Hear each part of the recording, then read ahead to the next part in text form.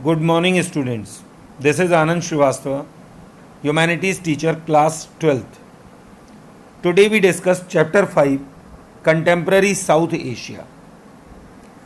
Students, इस chapter की starting में एक ओवरव्यू दिया गया है, जिस ओवरव्यू में हमें ये समझाया गया है कि पोस्ट कोल्ड वॉर एरा के टाइम में जो पूरे वर्ल्ड में डेवलपमेंट हुए उनकी तरफ से ध्यान हटाकर हमें अपने एशियन रीजन में जो डेवलपमेंट्स हुए हैं उनकी तरफ देखना चाहिए। स्पेशली उन्होंने बताया है कि जब इंडिया और पाकिस्तान ने न्यूक्लियर पावर ब्लॉक को ज्वाइन किया तो पूरे वर्ल्ड का अटेंशन इस रीजन ने अपनी ओर खींचा। साथ ही साथ उन्होंने ये बताने की कोशिश की है कि ये जो रीज़न है ये रीज़न आपस में कंट्रीज़ के एक सीवियर कॉन्फ्लिक्ट का रीज़न है। यहाँ पर जो कंट्रीज़ हैं specially India, Pakistan, Bangladesh, Myanmar, ये सभी कंट्रीज़ आपस में किसी न किसी कारण से झगड़ते रहते हैं। इनके बाउंड्री डिस्प्यूट्स हैं, इनके वाटर डिस्प्यूट्स हैं, एथनिक डिस्प्यूट्स हैं, जिन सबको लेकर इन कंट्रीज़ के बीच में कॉन्फ्लिक्ट्स होते रहते हैं। इस सब के बावजूद भी ये रीज़न प्रॉस्पेरिटी को अचीव करने के लिए आगे बढ़ रहा है और ये रीज़न एक ऐसा रीज़न है जहाँ पर लोग को एग्जिस्टेंस के साथ रहते हैं इतनी सारी प्रॉब्लम्स के होते हुए भी। तो हम इस चैप्टर में इन प्रॉब्लम्स को और इस रीज़न के बारे में समझने की कोशिश करेंगे। चैप्टर की शुरुआत पेज नंबर 66 से होती है, जिसमें फर्स्ट पैरा में उन्होंने इंडिया और पाकिस्तान के एक मैच को डिस्कस किया है। एक्चुअली इस मैच में उन्होंने ये बताने की कोशिश की है कि जिस तरह मैच में दोनों साइड के सपोर्टर्स बैठते हैं और वो अपनी अपनी टीम को प्रेरणा देते हैं, आगे बढ़ाते हैं, उसी तरह से साउथ एशियन कंट्रीज़ हैं, यहाँ सारे लोग को एग्जिस्ट करते हैं। यहाँ पर राइवलरी और गुडविल एक साथ मिलती है देखने को, होप और डेस्पेयर एक साथ देखने को मिलता है, म्यूचुअल सस्पेशन एंड ट्रस्ट एक साथ को एग्जिस्ट करता है।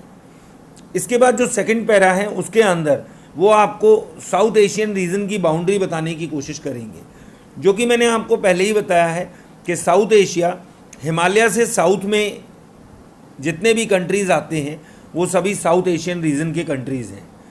तो इसमें क्लियरली डिफाइन होता है कि नॉर्दर्न बाउंड्री जो है वो हिमालयाज़ तक जाती है, जबकि सदर्न बाउंड्री जो है वो इंडियन ओशियन तक जाती है। अगर हम इसकी बाउंड्री ईस्ट में बात करें तो ईस्ट में ये बाउंड्री म्यांमार तक जाती है, जबकि वेस्ट में ये बाउंड्री अफ़गानिस्तान तक जाती है। कई बार म्यांमार को और अफ़गानिस्तान को ईस्टर्न और वेस्टर्न बाउंड्री की तरह काउंट भी किया जाता है और कभी कभी नहीं भी किया जाता है। China is an important player but it is not considered to be a part of this region. If we discuss the third para of page number 66, then in this para they want to tell that there are two countries in this South Asian region where democracy is prevailing just after the independence continuously till today. These two countries are Sri Lanka and India. ये दो ऐसे देश हैं इस south Asia region के जहाँ पर आज़ादी से लेके आज तक लगातार डेमोक्रेटिक गवर्नमेंट रही हैं और इन डेमोक्रेटिक गवर्नमेंट के अकॉर्डिंग कंट्री रन हुआ। जबकि पाकिस्तान और बांग्लादेश दो ऐसे कंट्री हैं जिन्होंने मिलिट्री रूल भी देखा है और साथ ही साथ वहाँ पर डेमोक्रेटिक इलेक्टेड गवर्नमेंट भी रही है, जिसमें पाकिस्तान के अंदर नवाज शरीफ और बेनज़ीर भुट्टो की गवर्नमेंट डेमोक्रेटिक गवर्नमेंट रही और 1999 में वहाँ पर एक मिलिट्री कूप हुआ, जिसके बाद वहाँ मिलिट्री गवर्नमेंट स्टार्ट हो गई और एक डिक्टेटरशिप जनरल परवेज मुशर्रफ की लीडरशिप में वहाँ पर रन होने लगी। अब अगर बात करें कि नेपाल की, तो नेपाल एक ऐसा कंट्री है जहाँ 2006 तक मोनार्की आपको देखने को मिलेगी, बट लेकिन कॉन्स्टिट्यूशनल मोनार्की जो है वो ख़त्म हो जाएगी और 2008 से वहाँ पर भी आपको डेमोक्रेसी देखने को मिलेगी। इस तरह से हम पेज नंबर 67 पर पहुंचते हैं, जहां पर आपको भूटान और मालदीव का केस फर्स्ट पैराग्राफ में वो समझाने की कोशिश करेंगे।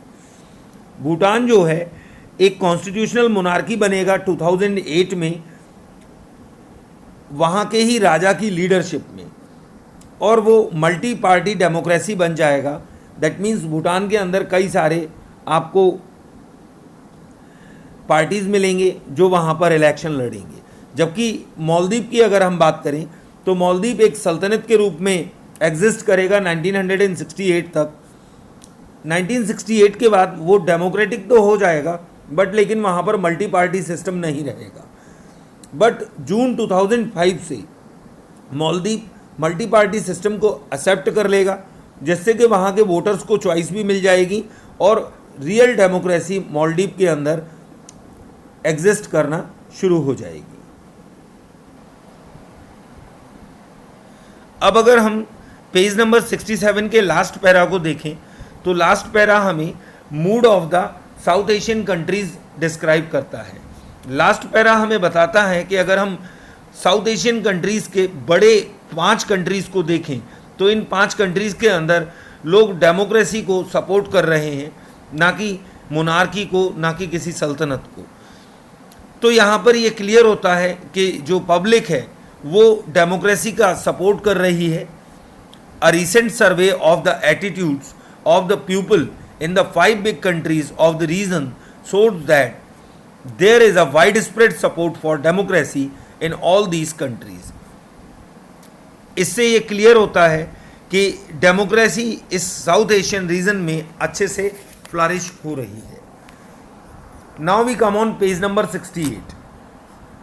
On page number 68 in starting 2 paras, the book is trying to say that in that sense, the South Asian experience of democracy has expanded the global imagination of democracy.